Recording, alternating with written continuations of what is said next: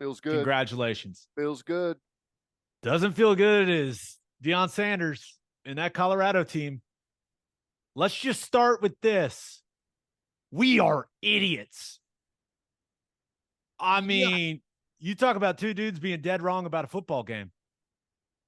What a We're win good. for Coach Primer for those players. That was awesome. Congratulations. That was really, really impressive, man.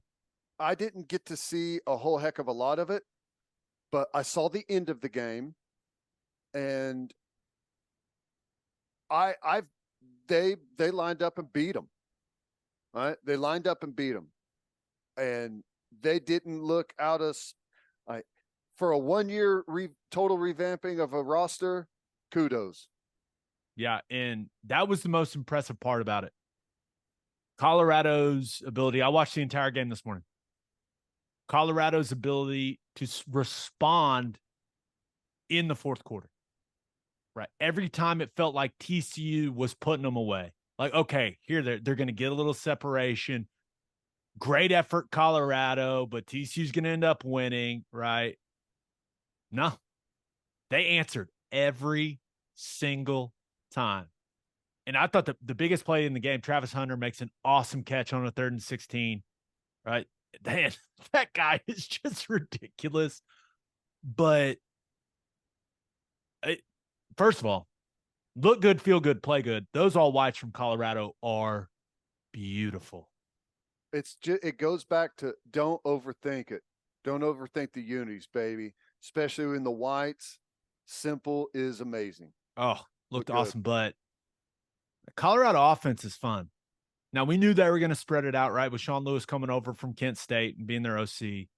But Shedeur Sanders is good. He's way bigger than I thought. He's big. He's mobile. He's accurate.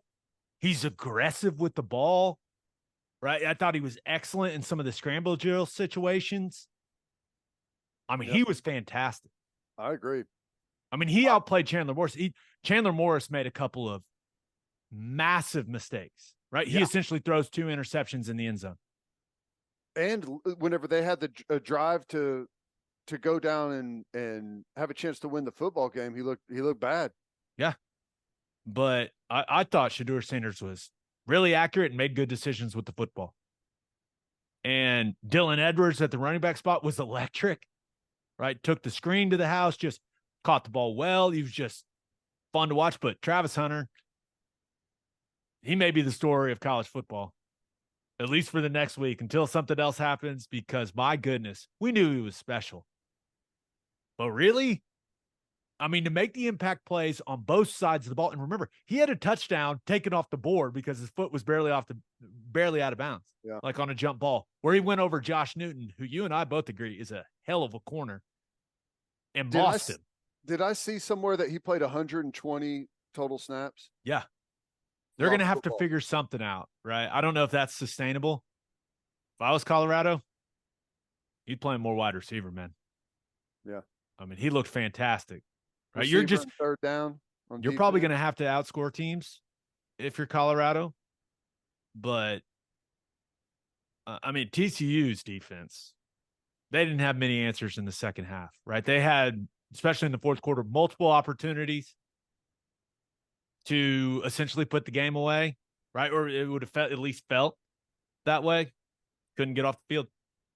And well, let me ask you this, because you watched way more of the game than I did. Yeah. Because I think it's a little bit of both, but how much of it is Colorado way better than we thought and TCU not as good as we thought? I would say both. Colorado, first and foremost, at the line of scrimmage, really physical. They held hardest up. Thing to do whenever you revamp a roster. Yeah, and there was the reason I thought they were going to struggle. I was like, oh, that's, Sanders, Hunter.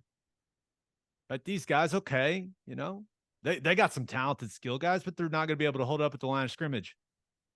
Incorrect. Especially the offensive line. I thought their offensive line, for what I was expecting, those guys balled out, man. And you just, when you are in close games You just cannot make the critical mistakes that TCU made. I mean, you essentially throw 2 interceptions in the end zone. Chandler Morris. And you just Two when you're in the interceptions in the end zone, and on the last drive with a chance to go down the field, totally whiffs on a wide open. It's the number coming across the, almost a little screenplay, and he just totally whiffs, throws it behind the guy. yeah. Easy first down. Now, they also TCU, I think, also missed a field goal. But I think this is the thing that stood out to me, right? There's this comparison. Okay. Travis Hunter, everyone's talking about the interception that he had. And it was a spectacular individual play. But he's also clearly well coached. Ted, I feel like this is one of your defensive pet peeves. How many times around the goal line do we see teams run the pick play to the back to the 2 receiver side, and they don't pass it off in coverage, and the guy catches it and walks in the damn end zone? How many times do we see it? Constantly. TCU, first touchdown of the game for Colorado, I believe. TCU doesn't pass it off. Guy catches the ball on the running back swing pick play that every team in America runs. They don't pass it off. All the defensive guys are looking at each other going, is that you? Is that you? Is that me? Guy walks in the end zone. Touchdown. I want you to take a guess. What play TCU ran when Travis Hunter got the interception? Same play. And guess what Colorado did? Pass it off. They passed it off, and a spectacular athlete made a hell of a play. But guess what they knew was coming? The play that everyone in America runs. Coaching, film study, attention to detail. It's hard to process all of that in especially a big moment, right? A lot of guys let the moment, like, I'm going to try and do something that I don't need to do, like go outside of what we've practiced to do something spectacular. Just do what you practiced. Yeah. So Colorado, man, I don't know what their ceiling is this season, but I know this, they're going to be the talk of college football for the next week. You're like, if you thought we've been saturated with some Colorado throughout the offseason, buddy, whoo, there's probably a 24/7 camera on Deion Sanders right now. Oh, yeah.